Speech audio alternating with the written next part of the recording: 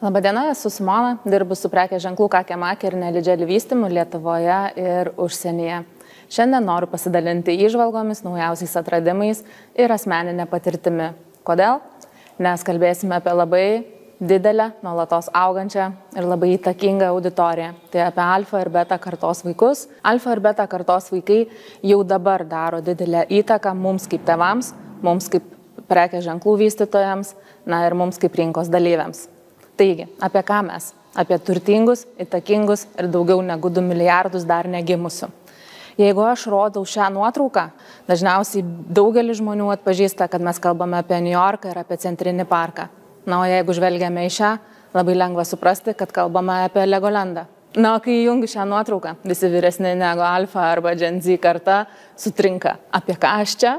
Jeigu prieš tai buvo labai aišku, tai dabar žinokit, ir man buvo sumišimas, kol atėjo sūnus ir pasakė, kad mama, o ką tu čia žiūri, čia yra Fortnite'o Pleasant Parkas. Kartos yra labai įdomios, jos visos yra išskirtinės. Ir apsibrėžkime, kad šiandien kalbame apie alfa kartą ir nuo 2025 sausio 1 gimstančią beta kartą. Apie taip, kaip mūsų tikslinė auditorija apie vaikus. Ir apie jų tėvus, tai Gen Z ir millennialsų kartą.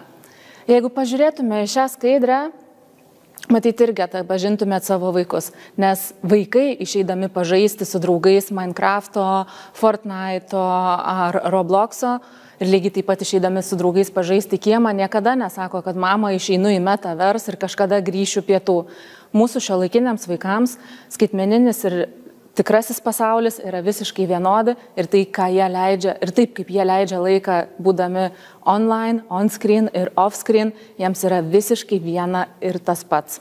Ir tame ekranų pasaulyje jie daro neįtikėtinus dalykus. Štai vaikinas paauglys, kuris padarė neįtikėtiną dalyką. Jisai laimėjo Fortnite'o taurę ir laimėjo 3 milijonus JAV dolerių. O Roblox'o vystytojai praneša, kad kasdien vaikai Roblox'o platformoje susipažįsta ir pradeda draugystes net 17 milijonų kartų. Ir kai kalbame apie alfa kartos vaikus, mes kalbame apie išskirtinius jų bruožus. Ir šie neįtikėtinus dalykus online ir offline pasaulyje darantis vaikai, jie yra didžiausia kada nors egzistavusi ir gyvenusi karta. Jie yra daugiausia technologijomis aprūpinta karta. Jiems rūpi tvarumas, klimato kaita, jie yra nuolatos besimokantys žmonės. Ir turime labai daug jiems apibrėžčių. Jie yra nuolatiniai kūrėjai, nuolatiniai atradėjai ir jiems rūpi pilietiniai dalykai. Visai neseniai liudėjome, kaip Turkijoje į gatves išėjo vaikai protestuoti prieš draudimą žaisti Roblox'ą. Per kelis metus prieš mes stebėjome pirmąjį skaitmeninį vaikų protestą Roblox sistemoje, kai susivienijo šimtai tūkstančių vaikų už jiems svarbų judėjimą.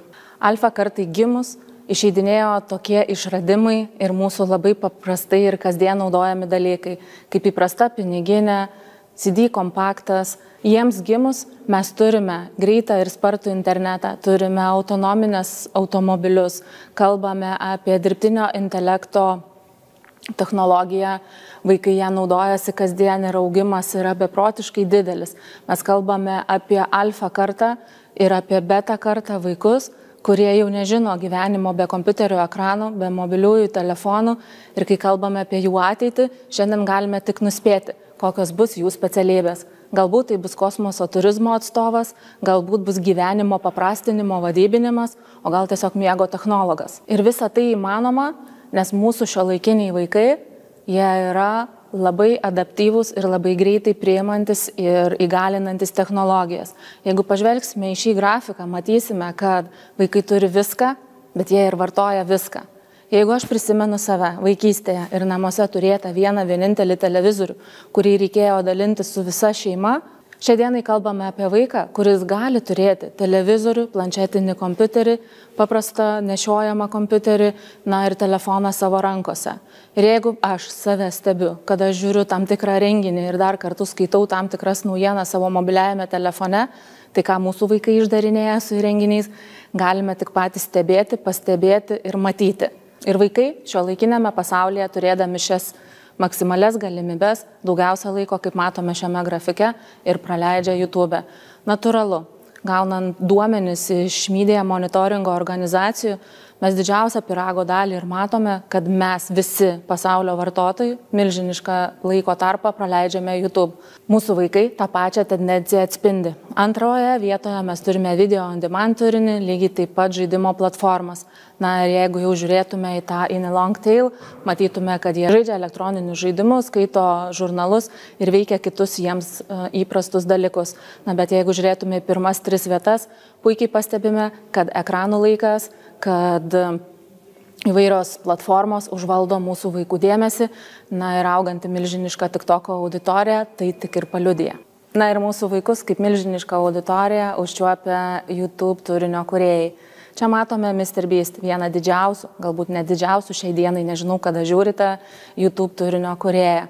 Jo turinio marketingo ekonomija yra beprotiškai didelė, mūsų vaikai visame pasaulyje jo turinį vartoja. Natūralu, kad šis žmogus iš to monetizuoja ir ne tik iš turinio, bet ir iš viso savo licenzinio verslo. Na ir jeigu pažvelgsime YouTube vartojimo tendencijas, čia ir pamatysime ir MrBeast, ir Peppa Pig, na bet pirmoje vietoje yra elementari muzika. Ir mūsų vaikai čia praleidžia labai daug laiko stebėdami muzikinius klipus ir klausydamiesi muzikos. Natūralu, kad po to jie nori eiti savo dievukų koncertus, na kaip ir Davidas Beckhamas tapo tikrai ne vienai dienai supertėčiu ir Instagrame ir net žiniasklaidoje masinėje Europoje ir Amerikoje susilaukė labai daug dėmesio atlydėję savo dukrą į Harry Styles koncertą Londone. Na ir tokie rinkos gigantai kaip Netflixas, Roblox susikūrė irgi platformą vaikams, kurioje jie gali žaisdami atrasti Netflixo subtilybes ir Netflixo turinio vienetus. Na ir nenuostabu, nuo 8 iki 12 metų vaikai pasaulyje vidutiniškai praleidžia prie ekranų 4 valandas 44 minutės. Tai yra kosmiškai dideli skaičiai, kurie visiškai nekoreliuoja su visuomenės sveikatos organizacijomis ar PSO duomenimis. Na, bet kiti skaičiai yra dar įspūdingesni, nes į tuos vaikus, kurie prie ekranų praleidžia šitiek laiko, vien JAV rinkoje yra nukreipta daugiau negu 15 milijardų JAV dolerių. Ir tada atsitinka tokie dalykai, kaip, jeigu pažvelgsite ekraną, pamatysite, kad 23-24 metais mergaitės labiausiai šioms kalėdoms ir praėjusioms kalėdoms norėjo Stanley puodelių. Lygiai taip pat jos norėjo kosmetikos rinkinių. Ir atsiranda tokie dalykai kaip Sephora Twins ir mes turime mergaitės, kurios yra pradinio ugdymo amžiaus, kurios turi savo odos, švarios odos rutiną. Na, o kai kalbame apie berniukus, naujasis judėjimas vadinasi smell maxing. Ką tai reiškia? Mūsų mažieji berniukai kvepinasi aukštosios mados prekės ženklų kvepalais. Ir ne vienu, o daug. Ši nuotrauka puikiai tai iliustruoja. Tendencijos tendencijomis, vaikai lieka vaikais. Žaislai ir žaidimai yra pagrindiniai jų poreikiai. Pažvelgus į grafiką matysime žaislai, video žaidimai, drabužiai, maistas ir gėrimai, tai yra pagrindinės vaikų geidžiamos kategorijos. Matyti žemėjimas natūralu, nes tai lyginame duomenį su po covidiniais metais. Įdomi tendencija, kad maistas ir gėrimai yra auganti kategorija.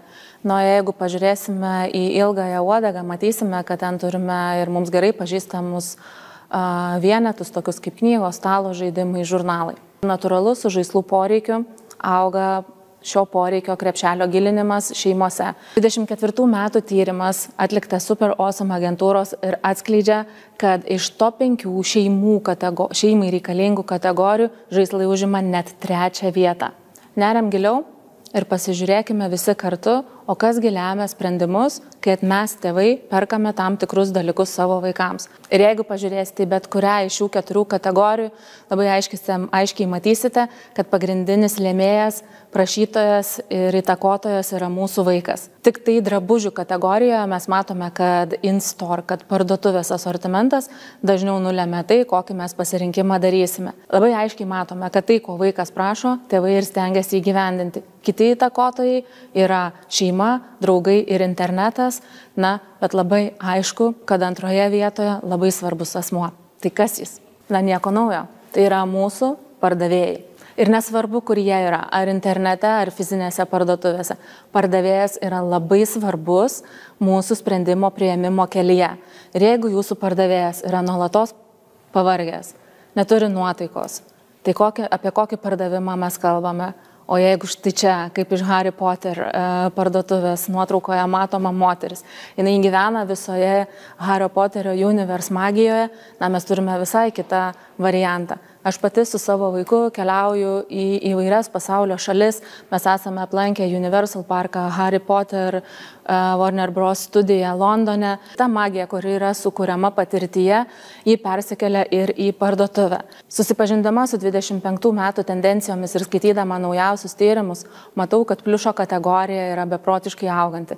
Ir jeigu čia, žiūrėdami į šią nuotrauką, net pažįstate, kas tai yra, labai kviečiu paguglinti, kas yra Jellycat.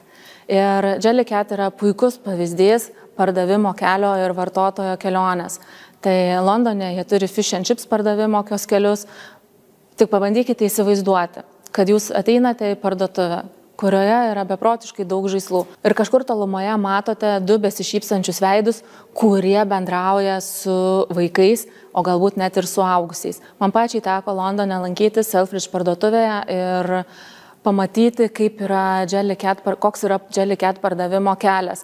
Tai aš kaip mama lydėjau savo vaiką, kuris stovėjo eilėje, gavo meniu, jam atėjus, jo pirkimo laikoje atėjus, jisai kartu su pardavėja rinkosi pliušinius fish and chips ingredientus, juos pakavo, užrašė savo vardą, klijavo lipduką, pardavėjas bandė su juo įvairiais būdais pasakoti dalykus, pakviesti prisidėti prie patirties.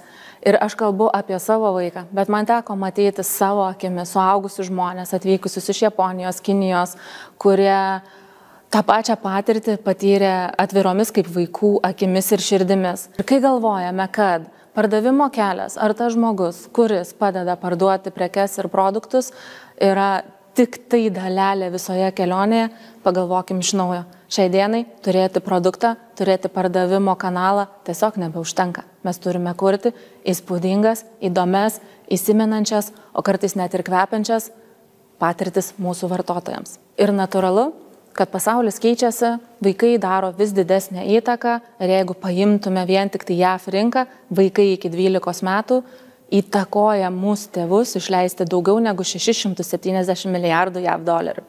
Tai yra kosmiškai dideli skaičiai. Na ir jeigu pažvelgtume į šį grafiką, labai aiškiai matytume, ko vaikai labiausiai nori. Tai ir kokie yra mylimiausi jų prekės ženklai. Čia mes turime Amazon, Nike, Lego, YouTube ir visus kitus. Kai kalbu apie tokio masto tendencijas ir tokio masto skaičius, kartais atrodo neįtikėtina ir tai yra labai toli nuo Lietuvos. Bet pažvelkim, o kągi turime čia Lietuvoje. Čia matote mano 11-metį sūnų ir jo prekės ženklus burbuluose. Nepasakyčiau, kad labai jau lietuviški jo prekės ženklai kartu su interneto ekonomika jo gyvenime atsirado North Face'as, Harry Potteris, Starbucks'as ir kai kurie net ir nelabai vaikiški prekės ženklai. Mes kaip tėvai labai aiškiai apribojame rojaus veikimo lauką, saugodami jį ir bandydami integruoti į pagal jo amžių tinkamus prekės ženklus. Na, bet Revolut tai yra elektroninės bankininkystės ir pinigų prekės ženklas, kuriuo vis aktyviau naudojasi ne tik tai jis, bet ir jo draugai. Kai šią skaidrę ir šio pasakojimu pasidalinau su labai artima savo drauge, ji labai aiškiai pasakė, nieko panašaus, nematau savęs niekaip, kad mano vaikas įtakotų mano pasirinkimus. Na, man tik tiek ir reikėjo. Ir ruošdamasi šiam pasakojimui pasidariau mini eksperimentą ir savo Instagrame ir Facebook'e pasidalinau tam tikrais klausimais. Ir esu beprotiškai dėkinga visiems žmonėm, kurie man atrašė, pasidalijo savo istorijomis. Ir tikrai tose istorijose nugulė neįtikėtini faktai ir mes kaip Lietuva esame labai arti prie pasaulinių tendencijų. Taigi tuoj pasidalinsiu įtaką vaikų, kurią jie padarė mums čia Lietuvoje kaip tėvams ir ką mes su visu tuo esame padarę. Iš jūsų pasakojimų paaiškėjo, kad vaikai labai stipriai įtakoja mūsų šeimos pietų ar vakarienės vietos pasirinkimą.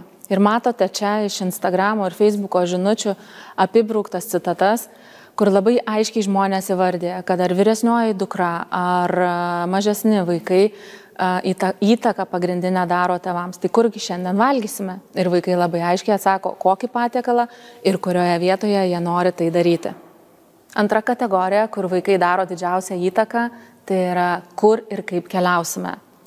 Dažnai vaikai renkasi, kad iš Vilniaus į Kauno norime nukeliauti traukiniu, o galbūt šiandien suvalgyti skaniausių mieste ledų, iš namų mes vyksime autobusu. Čia atrodo maži pasirinkimai, mums ganėtinai įprasti. Tačiau eikime toliau. Žmonės dalyjasi informaciją, kad nesvarbu, kur keliauja, visada renkasi viešbutį, kuriame būtų futbolo aikštė, nes jų sūnus futbolininkas ir jam kiekvieną dieną norisi spardyti kamuolį. Kiti pasakoja, kad nesvarbu, kur keliauja, kiekvieną dieną renkasi, kurio vaiko yra diena ir pagal jo poreikius yra dėliojamas šeimos maršrutas. Na ir matote ekrane dar vieną istoriją, kur mama tiesiog turėjo pasirinkti vykti vasarą į Taliną, nes ten vyko bevykiant koncertas. Kaip ir David Beckham atveju, šiai mamai nieko neliko, tik lydėti savo vaiką. Ši istorija su labai gražia pabaiga. Mama grįžo su naujomis, įspūdingomis, mielomis ir šiltomis patirtimis ir jau grįžo kaip bevykiant fanė. Vaikai labai dažnai įtakoja, su kokiais personažais prekes ir paslaugas rinksimės. Na ir iš tyrimo matote, ar ne, kad čia matome tokius prekės ženklus kaip Super Mario, Sonic, Minecraftas, Kakė Makė ir galiu tik paliudyti. Naujausias Kakės Makės prekės ženklo užsakytas tyrimas parodė Lietuvoje, kad kas ketvirtas tėtis arba mama perka prekės ženklais pažymėtus produktus ir paslaugas. Ir dažniausiai tai yra iš filmukų, iš knygučių ar iš video žaidimų atėję personažai. Kita kategorija – asmeniniai ir namų įrenginiai. Nepaslaptis, kad daugelis vaikų nori turėti tai, ką turi jų tėvai. Na ir viena mama dalyjasi, kad visada pirkdavo Samsung telefonus, bet atėjo tokia diena, kada jos vaikas įtakojo ją įsigyti visai kito gamintojo, tai yra iPhone mobilųjį telefoną.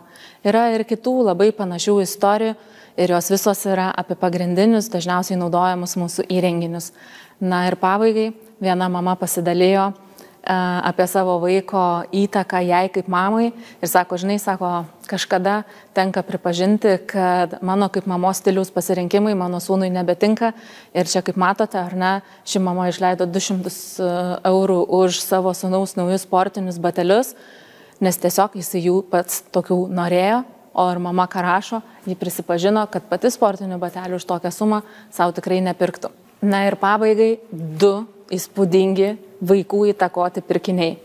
Kalba eina apie šeimos automobilį. Čia viena mama dalinasi istoriją, kad jie kaip šeima norėjo keisti automobilį, kalbėjosi apie įvairiausius dalykus, bet jų mažametis sūnus labai aiškiai pasitelkdamas YouTube'ą ir visą savo išmanimą tokį, kokį tik turėjo, padarė didelę įtaką ir šiandien šeima turi šeimos automobilį, būtent tokį, kokį vaikas ir prašė. Tai šiai dienai turime vaiko įtakotą Teslos pirkimą. Ir dar ne viskas.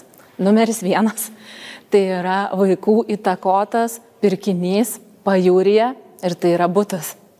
2 mažamečiai šeimoje augantis Vilniaus mieste labai aiškiai tam tikrais veiksmais padarė tai, kad šeima pradėjo svarstyti apie pajūrio nekilnojamą turtą.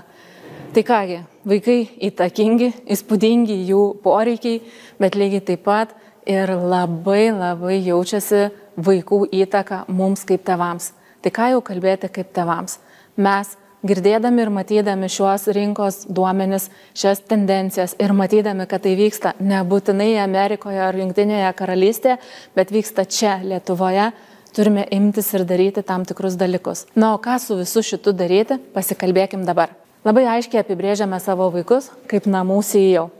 Jie ne tik mus įtakoja, bet jie kuria ir monetizuoja. Atrodo bepigu kalbėti apie tokį YouTube milžiną ir gigantą kaip MrBeast, bet nereikia ir tokių milžiniškų žingsnių. Kartais užtenka ir Lietuvoje apsižvalgyti ir pamatyti, kad vaikai imasi kurti ir monetizuoti. Štai mano sūnaus Spotify Rojus skaito tinklalaidę. Tokių vaikų kaip Rojus yra labai daug.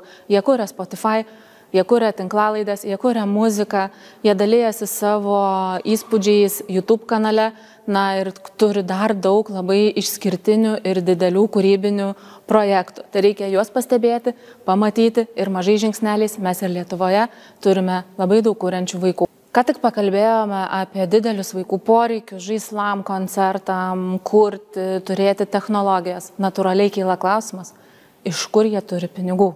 O pinigų jie turi tikrai daug, tuoj grįšiu prie šios temos.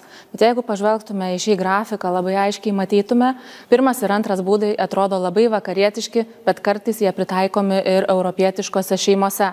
Na, kai kalbame apie trečią būdą, tai apie darbus už šeimos ribų, mes turime pavyzdžių, kaip Lietuvoje tokia sistema veikia ir mes turime tam tikrą amžių cenzą, nuo kada vaikai gali uždarbiauti. Na, o ketvirtas punktas yra labai įdomus, nes tai, ką vaikai sukuria, jau dabar internetu gali parduoti arba jiems nereikalingus daiktus perparduoti. Na ir auganti vaikų įtaka ir galia perbraižo vartojimo įpročius. Ir šiandien mes galime kalbėti apie šešiakampę ekonomiką. Tai yra recycle, reuse, reduce, repurpose, resell, represent. Puikus pavyzdys resell šiai dienai yra Vinted platforma. Tai yra milžinas, kuriame daugelis žmonių nuo 18 metų gali parduoti savo nebenaudojamus daiktus. Patikėkit, padariau savo tyrimą ir pamačiau, kiek daug ten yra vaikų. Ir čia jie parduoda savo jau perskaitytas knygas, nebenaudojamus žaislus, drabužius ar elektroninius įrenginius. Ir ne tik Vinted platformoje siaučia mūsų vaikai ir jie naudodamėsi savo arba tėvų banko kortelėmis, jau dabar, būdami vaikais, perka elektroninėse apsipirkimo platformose ir jų išleidžiamos sumos yra milžiniškos. Na ir pasikalbėjus Lietuvoje su vienu didžiausių vaikų traukos centru, tai štai čia parduotuve Candy Pop, mes išgirdome labai paprastą atsakymą į klausimą, tai kiekgi vaikų savo asmeniniais pinigais, grinaisiais arba banko kortelėmis pas jūs atsiskaito patys. Ir štai čia yra atsakymas, net 50%. Tai 50% vaikų daro sprendimą, kur išleisti ir kada išleisti savo pinigus. Ir daugelis jų jau šiai dienai turi savo bankinę atsiskaitimo kortelę. O kai kalbame apie bankinės atsiskaitimo korteles, galime palyginti dvi bendrovės. Štai čia turime lietuvišką banką ir turime užsienio banką ir matome apribojimus. Štai čia Lietuvoje vaikai nuo 7 metų gali turėti savo bankinę atsiskaitimo kortelę, nuo 12 metų gauti PIN generatorių, nuo 14 metų pasiekti savo elektroninę bankininkystę. Kai tuo tarpu Revolut bankas iš karto su kortele vaikui duoda ir prieimą prie jo elektroninės bankininkystės ir vaikas jau dabar gali ugdyti savo finansinės kompetencijas. Kiek teko kalbėti su Lietuvos atstovais, jau dabar yra kuriama labai daug sprendimų, kad vaikai galėtų ir lietuviškose sprendimuose atrasti tas pačias galimybes, kokias suteikia tarptautinis verslas. Alfa kartą mes pažįstame, bet ta karta gimsta tik dabar. Spėjama, kad tai bus didžiausia kada nors pasaulyje gyvenusi karta, kurios skaičius bus daugiau negu 2 milijardai. Ir jie dar tik gimsta, bet jau dabar yra apipinti mitais ir legendomis. Ir šiai dienai mes juos vadiname Gen Beta, bet tikėtina, kad ilgainiui mes juos vadinsime Gen AI.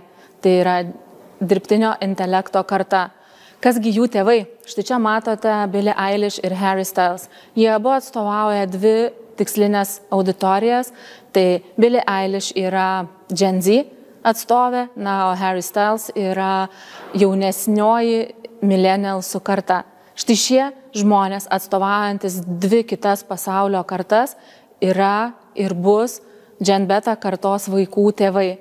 Tai kadangi mes dirbame su jais kaip rinkos atstovai jau labai palyginus ilgai, puikiai suprantame jų poreikius, kai jie augo ir vystėsi kaip asmenybės, dabar jie ateina kaip tėvai. Mes visi kartu esame ant labai didelio ir įdomaus slenksčio, kada keičiasi ne tik vaikų kartos, mes Alpha Generation keičiame Beta Generation, bet ir keičiasi tėvai. Mes millennialsai užleidžiame vietą Gen Z, na ir man labai smalsu, tikiu ir jums, kasgi iš viso to išeis. Tai pasikartokim. Kas yra Alfa karta? Čia matote labai daug raktažodžių apie juos. Tvarumas, namų CEO, įtakingi, galingi, darantys sprendimus patys, kuriantis ir dar galėčiau tęsti ir tęsti. Pasižiūrim, ką mes išmokome ir sužinojame apie Gen Beta. Tai yra politiškai aktyvūs, tai yra dirbtinio intelekto karta, jiems dar labiau rūpės klimato kaita ir tvarumas, jie dar labiau eis į personalizaciją, jie dar labiau norės mokytis ir dar daug dalykų daryti dar labiau. Štai čia yra pilis, kurioje galime pamatyti iškeltas nematomas vėliavas su visais raktažodžiais. Jie ateina į mūsų pasaulį atsineždami tik savo kartai būdingus dalykus. Pasitikime juos, priimkime ir stebėkime su smalsumu, nes tikiu, kad mums patiems visa tai bus Labai įdomu, tad su smalsumu kviečiu visą tai daryti. Šiandienos belieka išsinešti tik 3 dalykus. Strategija verslams yra kaip niekad svarbi. Kviečiu strateguoti kaip Disney. Ką mes žinome apie Disney? Turime filmus, knygutes, turime Disneylandus. Ką daro dabar Disney? Investuoja šimtus milijonų į perkelimą savo legacy dalies į Fortnite'ą. Tad būkim tokie strategai kaip Disney. Jie daro visą tai labai gerai. Inovuokime kaip Walmart ir Roblox. Šioms kalėdoms šios 2 bendrovės sukūrė neįtikėtinų patirčių platformą internete. Čia jūs galėjote susikurti savo avatarą, vaikščioti po skaitmeninės parduotuvės, matuoti skaitmeninius dalykus, čiupinėti, atrasti, tai trūko tiesiog užuosti, ar ne? Bet sėdint prie ekrano, mes patenkame į neįtikėtinų patirčių sūkurį, kuriame galime sutikti savo mėgstamus personažus, nuomonės formuotus, na ir patys gauti to dopamino. Na ir trečias, labai svarbus.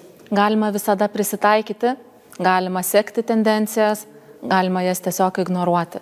Bet aš labai kviečiu. Mes kartu su Kakės Makės ženklu sakome, kad visada galima prisitaikyti. Bet prisidėkime, kuriant dabartį ir ateitį. Mes keičiamės. Čia matote, kaip mūsų personažai keičiasi, kaip jie minkštėja, tampa labiau 3D, jie adaptuojasi prie šiuolaikinių kartų. Mes norime dirbti, mes norime bendrauti ir norime draugauti su dabarties ir ateities auditorijomis. Gera žinia, ateitis nėra parašyta. Kurkime ją visi kartu dabar.